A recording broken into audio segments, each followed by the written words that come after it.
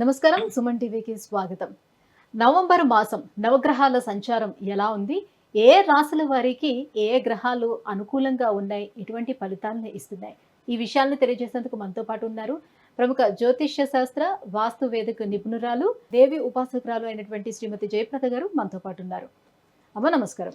నమస్తే అమ్మ. శ్రీమాత్రే నమః. అమ్మ, ద్వాదశ రాశుల గురించి తెలుసుకునే ముందు మొదటిగా అసలు ఏ రాశుల్లో ఏ గ్రహాలు ఉన్నాయి, ఎటువంటి ఫలితాన్ని అందిస్తున్నాయో తెలియజేయండి. సో ద్వాదశ రాశి ఫలాల్లో ఈ మాసం కాస్త అందరికీ అనుకూలంగా ఉంది అన్నట్టు అనుకోవాలి తప్ప కాస్త ప్రతికూలంగా కనిపిస్తాయి అన్ని రాశులకి. అయితే గోచారంలో మనం చూసుకున్నట్టయితే వృషభ రాశిలో గురువు. సో గురువు వృషభ రాశిలో ఉన్న వక్రించి ఉన్నాడు ఆయన, అంటే వక్రగతితో మళ్ళీ తిరుగుమంగా ఉన్నాడు ఆయన. అందువల్ల వృషభ రాశిలో గురువు, కర్కాటక రాశిలో కుజుడు, కన్యా రాశిలో కేతువు, తులారాశిలో రవి. రవి అక్కడ తులారాశిలో ఉండడం ఏంటంటే కొంచెం బలహీనంగా అని చెప్తాను, అంటే నీచ స్థితి అని చెప్తారు. కాకపోతే ఏంటంటే దాన్ని నీచ స్థితి అనకుండా బలహీన అని చెప్పి చెప్తున్నాం. వృశ్చిక రాశిలో బుధుడు, శుక్రుడు, కుంభరాశిలో శని భగవాన్ వక్రగతితో ఉన్నాడు. ఈ విధంగా మన గోచారంలో ఉన్న గ్రహాలు, నవగ్రహాలన్నీ ఈ విధంగా ఉన్నాయి. సో ఈ విధంగా ఉండడం వల్ల ఏంటి అంటే కాస్త కొన్ని రాశులకి కాస్త ప్రతికూలంగా కనిపిస్తుంది, కొన్ని రాశులకి అనుకూలంగా ఉంది. అనుకూలంగా ఉన్న రాశులు హ్యాపీగా ఉన్నాయి అనుకోవడానికి కూడా లేదు. ఇక్కడ మళ్ళీ కుజుడు ఇక్కడ కర్కాటకంలో ఉన్నారు కనుక కాస్త అంత ఇబ్బంది పెట్టే లక్షణాలు కనిపిస్తున్నాయి మనకి. అందువల్ల ఏంటంటే ప్రతి మాసంలో మనకి ఏదైనా గ్రహస్థితి బాగాలేకపోతే కానీ భగవంతుడు ఒక అనుగ్రహం మనకు ఉంటే ఖచ్చితంగా సో మనకి బాగుంటుంది. సో ఈ మాసంలో ఏంటంటే కార్తీక మాసం ప్రారంభం. సో చక్కగా నవంబర్ మాసంలో ఎవరికి ఏది బాగున్నా బాగాలేకపోయినా ఈ కార్తీక మాసంలో చక్కగా వీళ్ళు శివాలయానికి వెళ్ళడం, దీపారాధన చేయడం, ఎంత కొంత కాస్తంత దానం ధర్మం ఏదో ఒకటి చేస్తూ ఉంటే ఖచ్చితంగా మంచి ఫలితాలు, సత్ఫలితాలు వచ్చే అవకాశం ఎక్కువగా ఉంటుంది. కానీ భగవంతుడు నామస్మరణ చేసుకుంటూ మంచి ఫలితాలు అందుకునే అవకాశం ఎక్కువగా ఉంటుంది.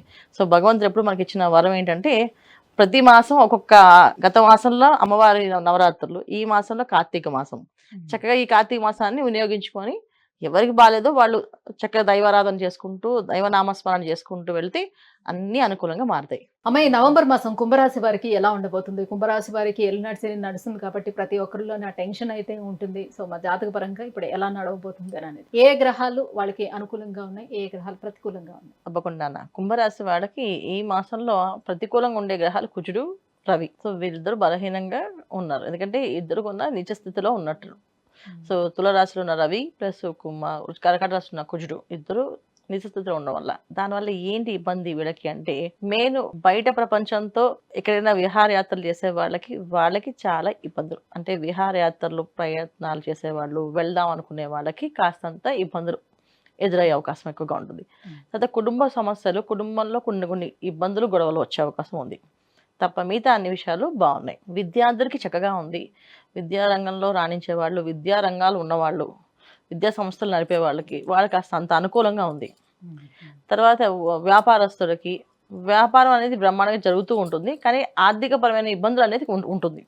సో ఆర్థికంగా అంత యోగమేం లేదు, కాస్త అంత ఇబ్బంది కనిపిస్తూనే ఉంది. అది వాళ్ళు చూస్తూనే ఉన్నారు. అనుకూలంగా ఉంది అనుకుంటూ వీళ్ళు ఒక పాజిటివ్ యాటిట్యూడ్తో వెళ్తుంటారు ఈ కుంభరాశి వాళ్ళు. అందువల్ల ఏంటంటే మాకు అన్నీ బాగుంటాయి, మాకు ఏ బ్రహ్మాండంగా ఉంటుంది, మాకు లైఫ్ చాలా బాగుంటుంది అనే ఆలోచన తత్వం వల్ల కాస్తంత మేనిఫెస్ట్ వల్ల వీళ్ళకి కొంచెం అన్ని అనుకూలంగా మారే అవకాశం ఉంది. సో విద్యార్థులకి, వ్యాపారస్తులకి, తర్వాత ఉద్యోగస్తులకి కాస్తంత అనుకూలంగా కనిపిస్తుంది కుంభరాశి వాళ్ళకి.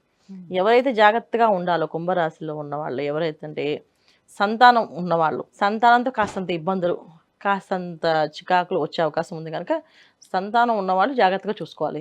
సంతానానికి ఆరోగ్య సమస్యలు రావడం కానీ, సంతానానికి ఏదైనా కోరికలు కలిగి వాళ్ళు ఏదైనా వాహనాలు కావాలి, వస్తువులు కావాలని కురిపించడం కానీ ఇలాంటివి చేస్తుంటే కాస్త ఆపడము, కట్టడి చేయడము, ఈ మాసం కాదు వచ్చే మాసాన్ని వాయిదా వేయడం వల్ల వీళ్ళకి అనుకూలంగా మారే అవకాశం ఉంది. సో విదేశాల్లో ఉన్న సంతానానికి కాస్తంత అనారోగ్య సమస్యలు రావడం, కాస్త ఇబ్బంది పడడం, అంటే ఏదో ఒక చిన్న మానసికమైన సమస్య అనేది వీళ్ళు ఎదుర్కోవాలని చెప్పి ఇలాంటి విషయాల్లో ఇప్పుడు మనం మెయిన్ మానసికంగా బాధపడేది ఇప్పుడు ఆర్థికపరమైన ఇబ్బంది, అయితే సంతానానికి ఏమైనా అయితే, కుటుంబంలో ఎవరికైనా ఏమైనా అయితే బాధపడుతుంటాం. అటువంటి సమస్యలు ఈ కుంభరాశి వాళ్ళకి ఈ మాసంలో ఉన్నాయి తప్ప మిగతా వీళ్ళ రంగాల్లో ఉన్నవాళ్ళు, ప్రొఫెషనల్ రంగాల్లో ఉన్నవాళ్ళు, ఉద్యోగస్తులు, వ్యాపారస్తులు అన్ని అనుకూలంగా ఉన్నాయి. సో ఈ కుటుంబం జాగ్రత్తగా చూసుకోవడం, కుటుంబంలో ఉన్న సంతానానికి అడిగే కోరికలు కాస్త తగ్గించడం. ఇంకా ఎటువంటి దైవారాధన చేసుకోవాలి, ఎలాంటి పరిహారాన్ని పాటించుకుంటే బాగుంటుంది? తప్పకుండా వీళ్ళు ఏ దైవారాధన చేయాలంటే మెయిన్ దుర్గాదేవి ఆరాధన, దుర్గమ్మవారి పూజ, దుర్గా పూజ చేసుకొని దుర్గా ఆరాధన చేయడము, ప్రతి మంగళవారము దేవి ఖడ్గమాల అని ఉంటుంది, అది చదవడం వల్ల ఎటువంటి మాయలకు గురవకుండా, ఎటువంటి ఇబ్బంది రాకుండా ముందుకు వెళ్ళే అవకాశం ఎక్కువగా ఉంటుంది. సో అందుకని దుర్గాదేవి ఆరాధన, దేవి ఖడ్గమాల స్తోత్ర పారాయణ, లేదా దేవి సప్తశ్లోకి పారాయణ, ఏమీ రాకపోతే దుర్గే దుర్గే రక్షిణ నమః అనే మంత్రం చదువుకోవడం. సో జై దుర్గా అనుకోవడం, ఇలాంటివి ఏవో ఒక మా నామాన్ని అనుకుంటూ ముందుకు వెళ్ళడం అనుకూలంగా ఉంటుంది. సంతానం కోసం ప్రయత్నం చేసేవాళ్ళు, సంతానం బాగుండాలనుకునే వాళ్ళు వీళ్ళంతా సుబ్రహ్మణ్య స్వామి ఆరాధన చేసుకోవడం ఈ మాసం అంతా వీళ్ళకి అనుకూలంగా ఉంది. అమ్మ, కుంభరాశి వారికి ఎటువంటి పరిహారాలను పాటించుకుంటే మరింత యోగదాయకంగా ఉండబోతుంది? ఈ విషయాన్ని తెలియజేసినందుకు ధన్యవాదాలు. నమస్తే అమ్మా. శ్రీమాత్రే నమః.